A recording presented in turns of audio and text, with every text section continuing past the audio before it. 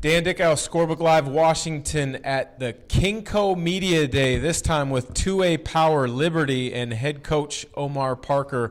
Omar doing a tremendous job up on the Issaquah-Sammamish Plateau, getting Liberty going in another season. Coach, you're from Ed Pepple's coaching tree. Coach Pepple's one of the most well-respected, winningest coaches all time in the state of Washington. If there's one or two big-picture items that you learned from him and how to build a program, what would they have been? Yeah, I think Coach Pepple did a great job of starting at the grassroots, the youth program, and I've interjected myself there. You know, I remember, Coach Pepple knew me by first name from the time I was a fourth grader. And got involved there, and that's been real important for our growth. Hiring coaches and paying attention to those kids. These kids I have now, I've known since they were fourth graders, and so I think that that's a big deal. I think that Coach Pepple did a great job of making it important, and making Mercer Island basketball special, and I've tried to emulate that at Liberty. One of the things that Coach Pepple was known for was his fundamentals and his preparation. And talking to a number of coaches in the area, they've talked about the preparation that your teams create, that you guys are as prepared as anybody and you're a difficult team to prepare for. What does that mean to you when other coaches share that respect in how you prepare your team?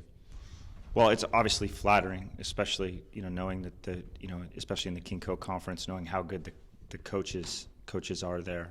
I was fortunate enough to play for and work with some good coaches at the college level, and we do a lot of work with video and video scouting and scouting reports, and it's kind of all I know, but.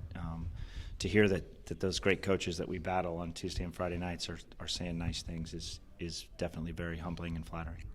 One of the trademarks of any good program is having a philosophy in place of work in the summer. You guys are no different. Talk about the focus that you put in for your program in the summer and how those unseen hours get you ready for the winter months. So we try and find the best possible competition we can. Renton High School does a great job of running a summer league that has a bunch of metro schools, and obviously those are some of the elite, just not in the state but in the country. And then we'll travel, a weekend or maybe two, and go play in tournaments. I think we probably played 18 or 19 games just in the month of June, and that's just the varsity. Getting our JV kids in there. Another thing we do is we run our summer camp, and our kids come and mentor those younger kids, which kind of ties back to where you started with the youth program. So on the off days when we're not playing, we generally practice. The one weekend we've kind of reserved is Father's Day. It's the only time that we really take a break, and I have a 6-year-old daughter, so that's probably partly selfish on my part. You had an unbelievably successful year a season ago. Jake Elfstrom was a big part of that. He's moved on. You guys had a tough loss in the playoffs, in the state tournament, to Clarkston.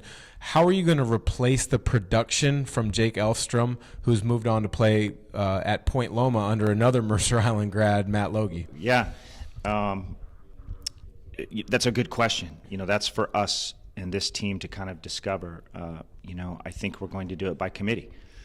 We've got a good group of 4 seniors, some underclassmen who have a little bit of experience, but that's kind of the nature of high school basketball. Each year, things turn over. The one thing that we've seen that's remained pretty constant is the team is playing tough defensively, which has kind of been a trademark of ours, and if we can become together offensively, I'd love to see, a different leading scorer, every night. So we'll just kind of work on that and have it evolve. But we're certainly don't have a 25-point-a-game scorer like Jake Elfstrom. That's a kind of a once in a long while person to come across. Well, you don't have that 25-point-per-game scorer, but you mentioned off camera that you feel you have 5 or 6 guys on any given night can get you in double figures, Josh Chung being one of them. He's joining us at Media Day here as well. Talk about Josh's development as a player and what you're hoping to see from him this year. So Josh first started playing varsity minutes as a freshman and came in with a huge amount of confidence. I can remember big district playoff games, loser-out type games, Josh hitting big shots. As a sophomore, Josh took over the point guard position, which is a challenging position at Liberty when you have a coach who's got his mind set on how certain things are going to go. But he's matured, a long way. As I look at Josh sitting here in this room, I would tell him, the same thing, that he's going to have to be a little more assertive offensively. He's an excellent scorer that can get to the rim and is one of our best shooters. So he's done a good job in the summer of starting to do that, and we're gonna kind of keep pushing him in that direction. Well, Coach, wish you nothing but the best of luck. For Scorebook Live Washington, I'm Dan Dickau. That's Liberty head coach Omar Parker as he's looking to get back to Yakima in the Sun Dome with his squad.